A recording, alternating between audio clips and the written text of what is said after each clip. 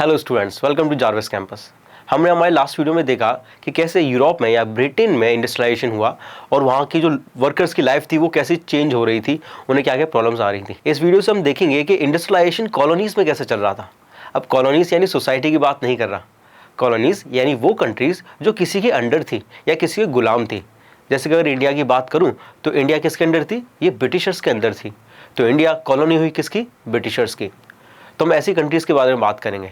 हम स्पेशली बात करने वाले हैं इंडिया की। इंडिया में भी हम बात करेंगे स्पेशली टेक्सटाइल इंडस्ट्रीज़ की, और इसके साथ साथ हम नॉन मैकेनिकल सेक्टर को भी देखेंगे। अब पूरे वर्ल्ड में इंडस्ट्रीज आने से पहले इंडिया की जो सिल्क और कॉटन गुड्स थे वो इंटरनेशनल मार्केट में बहुत ज़्यादा डिमांड में थे। ऐसा इसलिए था क्योंकि कोट्स जो कॉटन थी वो तो पूरे वर्ल्ड में बनती थी, मगर जो फाइन कॉटन की वेराइटीज़ थी वो इंडिया के अलावा और कहीं नहीं मिलती थी, और इसीलिए इंडिया के सिल्क और कॉटन की डिमांड इंटरनेशनल मार्केट में बहुत ज़्यादा थी। अर्मेरियंस एंड पर्शियंस जो थे वो पंजाब से इन कॉटन टेक्सटाइल्स और सिल्क टेक्सटाइल्स को खरीदते थे और फिर उसको Afghanistan, eastern Persia, central Asia ले जाके बेचते थे। इन टेक्सटाइल्स को लेके जाया जाता था कैमल्स के ऊपर रखकर, और माउंटेन्स और डेजर्ट्स को क्रॉस करके लेके जाया जाता था। अब इंडिया से ये जो कैमल्स थे ये जाते थे नॉर्थ वेस्ट फ्रंटियर से लेके।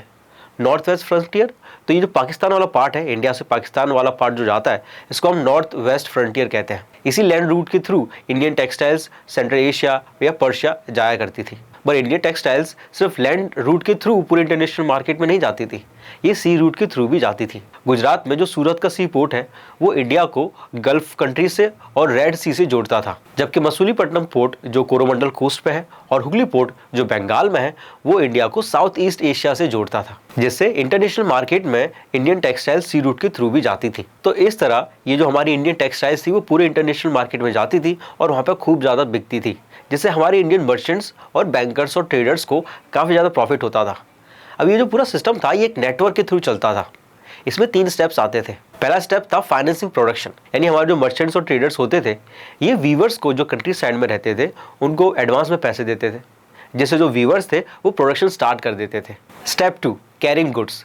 अब जब प्रोडक्शन हो जाता था तो ये मर्चेंट्स और ट्रेडर्स उन प्रोडक्ट्स को लेके जाते थे सी पोर्ट्स पे और वहाँ पर दूसरे ट्रेडर्स को बेच दिया करते थे। Step 3, supplying exporters.